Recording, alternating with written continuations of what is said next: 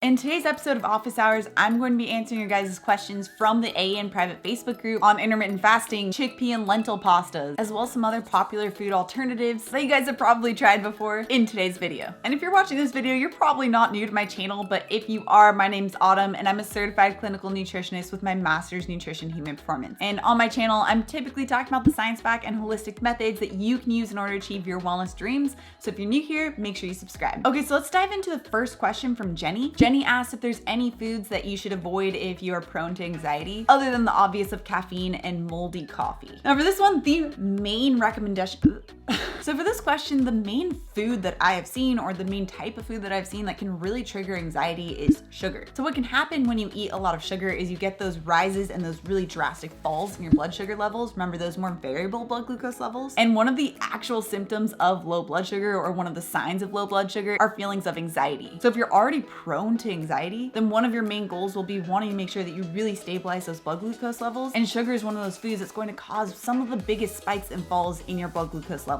In fact, I've tested this out before where if I've had like a big dessert or something where it's going to be really packed in sugar, I realized that I tend to feel pretty anxious within the next 2 hours after that meal. I don't recommend necessarily overtly trying to test this out yourself, but it is something to keep your eye out for if you ever do have a dessert. See if you tend to feel a little bit more anxious 2 hours after. This could be the result of experiencing that lower blood sugar. All right, Julia is asking if intermittent fasting can still be effective even if only doing it for 14 hours instead of 16. Now, any amount of gut rest, you're going to be getting benefits. In fact, even if you aren't using intermittent fasting, but you're using that 3-hour, 45-minute break in between meals, you can even get some benefits of gut rest from that. However, if you're looking for more autophagy, which is that cellular cleanup, then you want to make sure that you're getting at least 12 hours. So by getting 14 hours, you're actually getting 2-hour benefit of the autophagy itself. So if 14-hour works for you and that's what you can fit into your schedule, great. Remember, key is sustainability, and if that's what's sustainable for you, then that's what we want to continue. All right, Sarah wants to know the details about like chickpea and lentil pastas. She said, I know that they're processed, but are they a good alternative to regular pastas? And I have a couple issues with these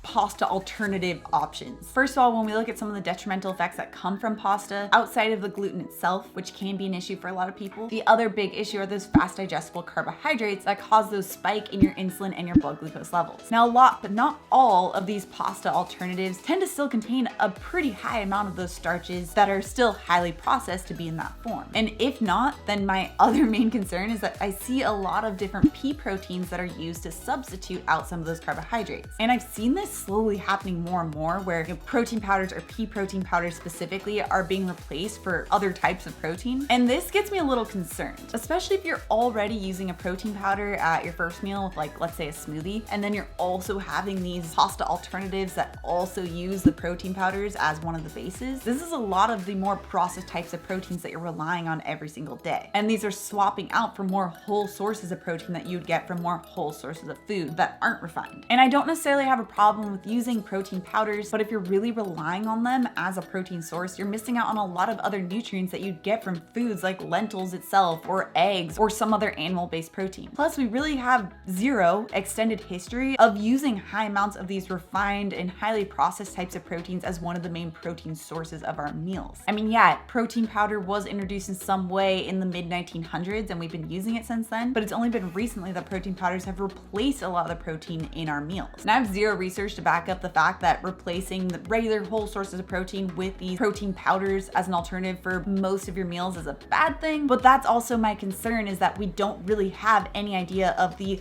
long-term consequences of replacing protein powder for most, if not half, of our protein sources. So I like to be cautious about this, and if you are going to have protein powder, then really just sticking with one source per day. And that's where some of my issues can come into play with these refined types of pastas, is that they do also rely on using protein powders. Now, Marcia is asking how she can eat at amusement parks like Disneyland when her entire eating window will be at Disneyland. I mean, this is a really fair question. It can be really tricky, but there are ways to go about this, at least, so that you can still stay on track. Now, recently I've gone to the San Diego Wild Animal Park, as well as Disneyland, and even Universal Studios the other day, which was really fun. And this is the strategy that I use when I go to these places. I first of all make sure that I always pack in a travel mug my keto coffee, or at least the ingredients to make keto coffee. That way you can make sure you're starting off with a more satiating type of fat, so you won't crave as much of those sugars once you get to the amusement park. And then I also pack the super easy chia brekkie bowl that's a little bit easier to pack while you're on the go. And if you just focus on these first 2 meals, that way you don't need to carry all this food along with you, and you make sure that you start off your day with those satiating fats so that you don't crave those sugars. And when it comes time to lunch, for example, lunch actually tends to be a lot easier of a meal than your first meal when it comes to staying on track. And even Disneyland has some really great alternatives for meals now that even taste good. I mean, they have various types of salad bowls with proteins and guacamole that you can get that fits all of those protein, fat, and fiber guidelines. But making sure that you first plan for the keto coffee or keto matcha latte and your first meal will make it so that the rest of the day is much easier to stay on track. All right, now Carrie is asking about the siete coconut flour or almond flour tortillas and whether or not they're considered starches. Now, technically, if these tortillas were just made out of almond flour and coconut flour, they wouldn't contain really any starch. But looking specifically at the siete tortillas, there are 2 sneaky ingredients that really bump up the starch content, and those 2 ingredients are tapioca flour and cassava flour. Now, both of these are pretty dense in those starchy carbohydrates. So just 1 tablespoon of the tapioca flour contains about 7 grams of starches, while 1 tablespoon of the cassava flour contains about 6 grams. So for this reason, these tortillas would be considered a starchy carbohydrate. And if you have a question that you want to submit for the next office hours, I have a running thread within the AEN private Facebook group where you can submit your questions for next time. Just make sure you join that group down in the description below. And if you want to check out the previous office hours, you can watch the videos right here. Also, if you're new to my channel and you love the science-backed information,